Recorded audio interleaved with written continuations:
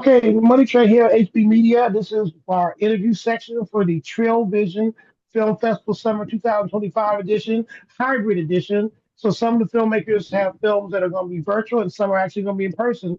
And so Ethan is one of our filmmakers who first come up. So Ethan, say your name and so I don't butcher your name, and then we'll get into it. Okay? Hello, my name is Ethan Hello Baron. I'm the filmmaker that made Talk and Who'll Be There for Me. That's great. So let's go to talk first. I'm trying to separate the two because one to me was more of a director's passion because you had so many more people that you had in talk as opposed to who will be there. I almost felt who will be was like what you do with your heart and with your mind is with talk. You know what I mean? So did you as a filmmaker, do you distinguish between okay, nonverbal, less people, or do you say, oh no, I gravitate to I want all the chaos, the action, everything going around and stuff, you know? So, as far as my filming preference, I always want to deliver a narrative that is strong and can be done either with people or without people. As far as what I would like to do, I would say I would definitely go the route with more people if it means that the film will have a greater impact. Which Talk, it's more of a funny piece. I feel like it doesn't have as much as a message impact as more of it's just to entertain audiences. But even with Who Will Be There for Me, which is just a small skeleton crew and made with one person, I feel like it delivers a very strong and impactful message where people can take away and really think about it once the film is over. I thought it was intellectual in both. I mean, I did you have challenges? What for you? What was your just for you? What was your inspiration? I guess for talking. I had kind of a Woody Allen feel. You know what I mean? Kind of. So let's go through one at a time. What was your inspiration for talk? So for Talk, that was a class assignment. It was a class assignment for a director class, and what we had to do was we had to make a long take scene. And initially, the project was going to be a serious project about someone who wanted to speak to a woman, and what happened was they were too scared to. And so their friend would back them up and say, okay, how about you just talk to her and learn to push through your fears? However, because of the criteria of the assignment and because that would require cuts, I felt like that wasn't going to work. And at the time, we were working on another short film called Prisoner. And my cameraman said that he was having trouble with focusing the camera all the time. So I was wondering, okay, what if I integrated the troubling of the focusing of the camera, kind of like lost footage, and made the plot a little bit more non-serious and leaned into that? And all of that combined really made for a improv. Yeah, it was scripted, but also some parts were improv comedy, which culminated in the creation of Talk as a whole. I thought it too also reminded me about I know I'm dating myself. Super 8, the Spielberg horror film, when the people were making the movie, but also you saw how they were interacting with the kids, talking with their relationships at the same time and stuff. So kind of a two for one scenario and stuff. As they were doing that. Hmm. Yeah. I definitely I wanted that to be like, I guess, like a everything goes wrong type of film where you clearly see that they're trying to do something where they're trying to make a short film and that's their focus for the project.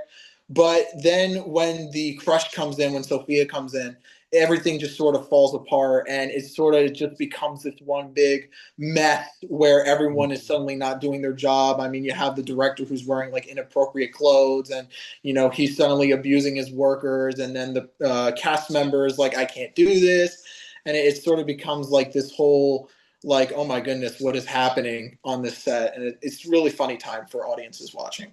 People don't know when you're in film school. They tell you they think people think comedy is easy, but comedy is all about timing, and you really have to make sure when you're doing your pieces, to get the joke or even to get the setup, you have to be really laid out there. It's like every little piece has to hit. You know what I mean? Before you may get to that payoff. Was there anything that inspired you just watching that you liked about any comedic pieces or comedic comedy stuff in general that you like? Ooh, there was always I'm going so super bad, anything, book smart. Is there something, you know what I mean? Something I that just think pops. yeah. I think at the time I watched Project X, and that was like a lost footage, not lost footage film, but it was like all filmed on like a camera where it was all kind of being done in real time. And I feel Mhm. like that was part of the inspiration that I wanted to take for Talk. As far as storyline wise, I didn't really get the inspiration from anything else in particular. I just wanted to go with. Actually, there was another inspiration because I heard of a play called The Play That Goes Wrong. And it kind of Okay. follows the same concept where there's a play, it's supposed to be a professional play. And what happens is things start breaking, actors forget their lines and stuff like that.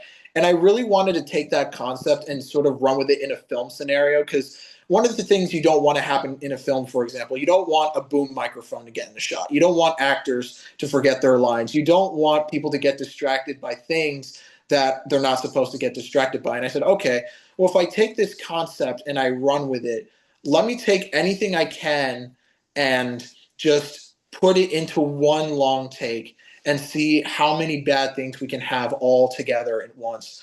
And I feel like it all came together perfectly with not only how natural some of the lines came out, but also in the background. If you notice, there are some random bypassers that walk by that weren't really supposed to be in the film at all. They just happened to be there when it was being recorded.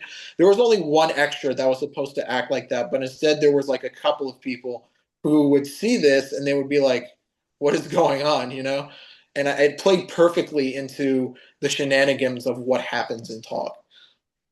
Before I get to who to be there, talk. Did you cast that the way, or was there some other obstacles? Was that the cast you wanted, or were there some ups and downs, or somebody you wanted to be in there, or you couldn't, or anything like that? Any problems when you were casting it to get that mix? Honestly, the toughest challenge with Talk and with casting wise, I feel like everyone was casted well. There was only one. When I was making Talk, I kind of said I want the crew to be the cast, and so with everyone involved, I feel like I casted everyone appropriately. There wasn't really someone that I reached out to or that I wanted specific and say, oh, I can't get that. I feel like the toughest thing about Talk was really the short time frame because, like I said, we were filming another film at the time, and so this kind of came in between that, and also just trying not to laugh during set because there were many, many moments where like there was a take where the boom operator shoved the microphone in my face and I started cracking up because it was ridiculous, but it worked. But then we would have to do the take again.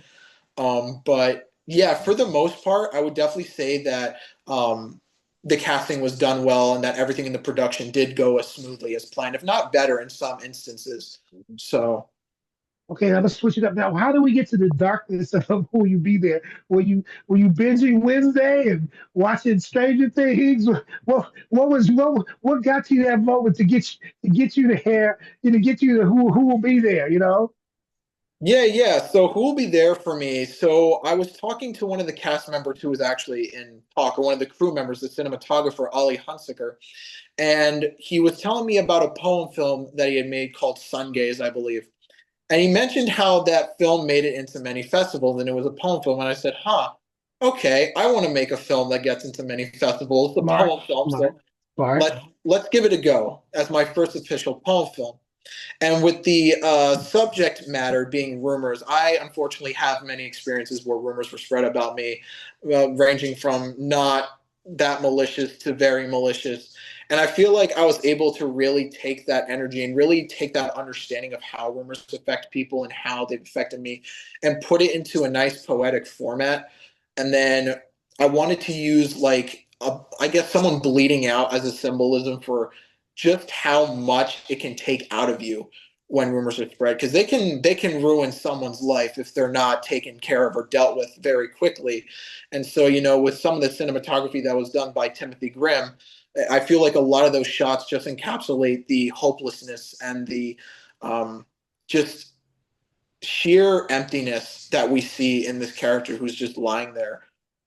And yeah. Now, these are some really strong pieces. So, where do you want your career to go? Are these like bookend pieces with your other shorts to say, "Hey, I'm done with the saw. Now I'm going to USC Film School"? What do you Where do you want to take your career from doing these type of very serious and well done pieces? It's a good question because I feel like it go for either or. I feel like because I like being a funny person, so I feel like going for comedy is a very, very like no-brainer way to go.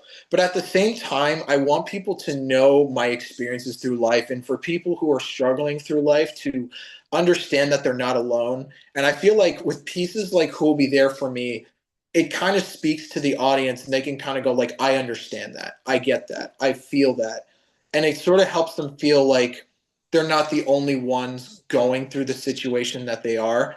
It's something Oh where no, like even it's timely for your generation. Definitely, it's very timely. yeah, it's something where I feel like there's a lot of films that I can make just regarding some serious things. I mean, it could be about like dating apps, or it could be about like just social life in general, which has gone downhill. And it's just like I want to make pieces that can really tell people who aren't really are part of the struggle in which they want to live that normal life, but they can't because there's a lot of noise around them. And I feel like part of that noise is definitely what Who Will Be There talks to me about, because you could be just minding your own business one day and then somebody will just randomly say something about you because they can. There doesn't have to be a reason. It could just because maybe you looked at somebody, or you just look like an easy target. And it's sad, but it's a reality that a lot of people go through. And I feel like with these pieces in general, like another piece I wrote, Uphill Battle, that focuses more on like overwhelming college life, so bad grades, breakups, poor family life. Like those are things that it's very like cut and dry with that film. So it kind of gets in your face about how those issues have affected someone's life.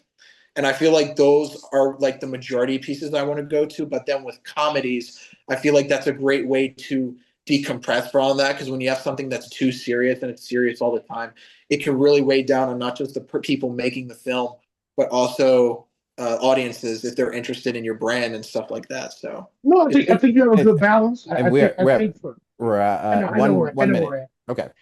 I think the balance is always there. I think even Spielberg, no one really thinks about him because he produced some comedies like like Used Cars, and then he did 1941. But a lot of times people always wanted to shade Spielberg more to the dramas or the science fiction world, and he didn't get the type of, I would say, commercial respect or critic respect. But as long as you're starting out now and you have a balance in both, I think it's going to help you go further. So how can we find out more about you, Ethan? So where can we get their socials? How can people get in contact if they're watching this festival and they like what they're doing? How can they find out more about you and how they can get in contact with you? So yeah, you can go on Film Freeway and search up my name. It's Ethan Barron, and if you want my socials, my YouTube is Ultraviolet Studios. The YouTube channel has like a big a black logo that says Ultra on it. And you can also follow me on Instagram, ultraviolet.studios underscore. And I have Facebook, Ethan Barron, Snapchat, Ethan Barron, stuff like that. That's how you'll be able to reach out and watch more of my upcoming projects from there.